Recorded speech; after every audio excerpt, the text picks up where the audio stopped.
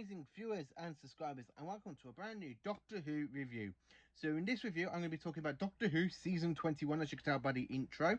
I do like the season. It's Peter Adams' last season, and it's the season that come after the 20th anniversary kind of special era with some of the returning villains. Now in this season we see a few returning villains, such as some people from the 70s and somebody way back from the 1960s return after being last seen back in season 17. So what is this big massive return? So let me tell you. So the very first story we have for season 17 is another sequel. So this kind of a sequel is from a John Pertwee era. Well, two stories are from the John Pertwee era.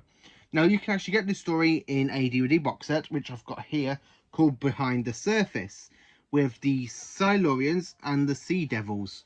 Now, I actually do like this next story, so if you're not can tell what it is Warriors of the Deep. Now, the Sea Devils and the Silurians basically return after being last seen since season 7 and, of course, season 9. And this is a really interesting story. I absolutely do like this, set in the far future, because this is actually set on Earth in 2084. And it's absolutely quite good. I love the way with the Mercury, it smashes through the door with the Sea Devils working for it. It's a really quite enjoyable story. Not many people like it. For me, I do. And it's not that... It's okay for me. Not a great. So if we ever get to the ranking past the season 21, this one will be in the okay category. So the next story we have for season 21 is known as The Awakenings, which I've got here. Now you can actually get this DVD inside a DVD box set called Doctor Who Earth Stories. And it comes with a William Hartnell story known as The Gunfighters. So, as part in Earth in 1984, we go to Physics Tegan's grandfather in the story. So, what's going on in the story? You most probably wonder. Well, we are a little bit into a reenaction of a civil war being controlled by the Merca, which is this guy here. Especially when it's literally like comes to life. It's a statue that comes to life, a bit like the Weeping Angels, but isn't. You know what I mean? I absolutely do love it the way it smashes through the wall and it goes like this. You got the big green eyes and the mouth that moves. It's really enjoyable. I do like it. So the third story of the season is a kind of a one-off sort of thing, because I do like it because it leads into the next story, but it's somewhere where the Doctor shouldn't be. Because if the time was ever found the Doctor was in this part of the situation, he would be back in exile, most probably. And this story, which I'm going to be talking about, is Frontios, which introduces us to the Tractators, known as this guy. Yeah, the kind of wood lice creatures. I do like this one because the person that actually writ this also writ Castrovalva, and of course Warrior's Gate. So I do like this story. I like the bit with the creatures when he goes, I must have the Tardis. I must have the Tardis. Because the Tardis is destroyed by bombardments onto the planet, and it's actually quite a good story. You can actually get this on its own. This is the only story you can actually get on its own, basically. There's two more, which I will talk about, but it depends which versions you get of those ones. This is a great story, to be honest with you. This one is great. Not a masterpiece, but great. So coming into the next story with the TARDIS being pulled down a time contour from Frontios. So this story, as you can tell, and I've got it 3 times over here in this pile, we have, it's called Resurrection of the Daleks. So here is my VHS copy of Resurrection. Still got the price sticker from Woolworths, I think it is, with a little bit of a green Davros. Then, of course, from 2001, I have the original DVD release. And then, very specially, from the DVD box set with another 2 stories, Visitations 2, you can actually get the story in a special edition version. So that is basically the 3 versions I have actually got for this story out of this season. Now, Resurrection of the Daleks, I love it. It's such a dark, dull sort of atmosphere. No, so after the War of the Villains from Destiny of the Daleks in season 17, 90 years later, the Daleks come looking for the creator Davros because they have they're nearly the blink of extinction at this point, because the war of the Mavellans really do kill them, and they got Mavellan viruses on the planet Earth. So then they kind of go like squirty, like liquid coming out of them, and the Mavellans virus gets to them. I absolutely do like this one because I do. Davros has a few good lines in this as well when he's Rex-rated. And he goes, Dalek casualties. They lost of. The Daleks lost.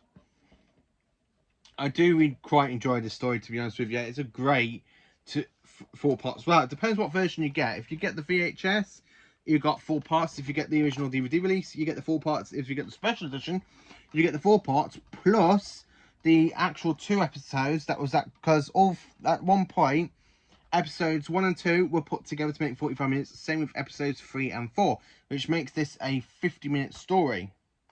No, nearly 50 minutes. Go work it out. 45 minutes. 45 minutes is 85 minutes. Jesus, 85 minutes of a masterpiece in a 2 version.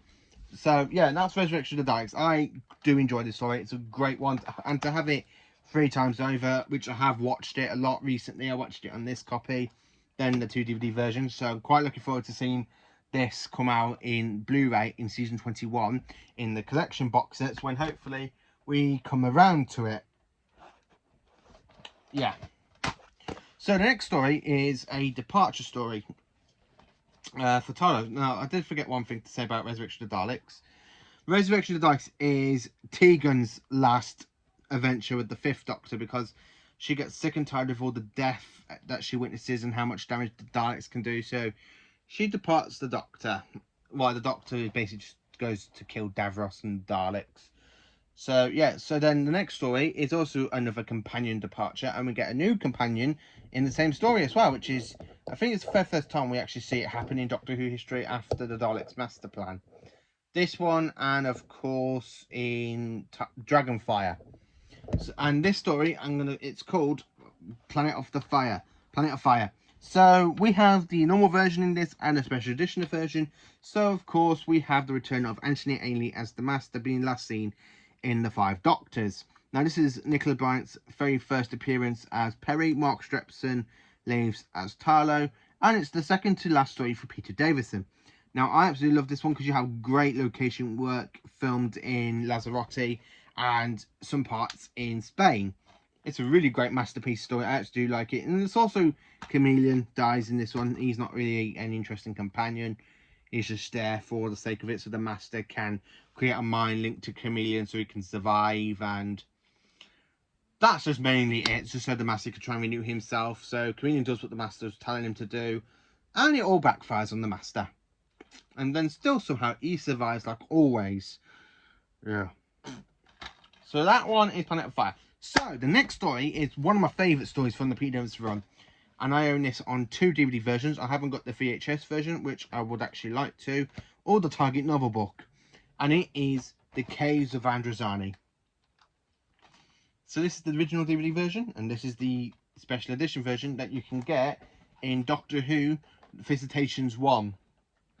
So I do quite like this story. Peter Davison goes out with a bang. Set on Androzani Minor, you've got a drug civil war. Whatever happens, the Doctor is just there for the situation. The situation would have happened without the Doctor, so the Doctor really needs to be there.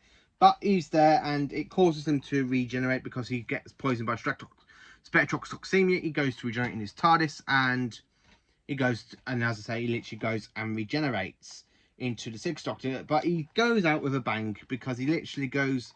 This is where one of the very first times we actually see the Doctor sacrifice his own life for one of his companions, and we do see that a little bit later on with the 10th Doctor with Wilford.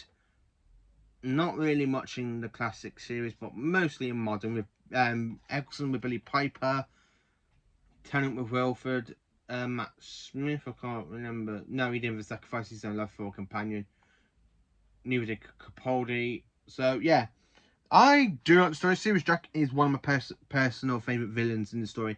I absolutely do like it. It's 4 parts long. I absolutely do love the Caves of Androzani. I've already done a review on the Caves of Androzani. I keep telling you how this is my all-time favourite regeneration story. It's one of the best stories out there. So is that it? The last story of season 21? No, it's not. because the last story for season 21 is a Colin Baker. So after the Fifth Doctor has basically regenerated into his next incarnation, we end up with this piece of crap. Yeah, we basically do end up with this piece of crap known as the Twin Dilemma. And I really don't like the story. I've tried watching this 3 times since I got it back in 2015. I watched it when I watched the whole series of Peter Davison, like when I was doing the whole series run of Doctor Who, but I watched it from season 1 all the way down to season 26 and then into New Who. Then I watched it when I watched the entire whole Colin Baker run on the DVD before season 23 came out on Blu-ray. And I rewatched it on its own so before I can give it a good try and give it a good review. And I can't. The only good thing about this is him, the one who plays Maisel.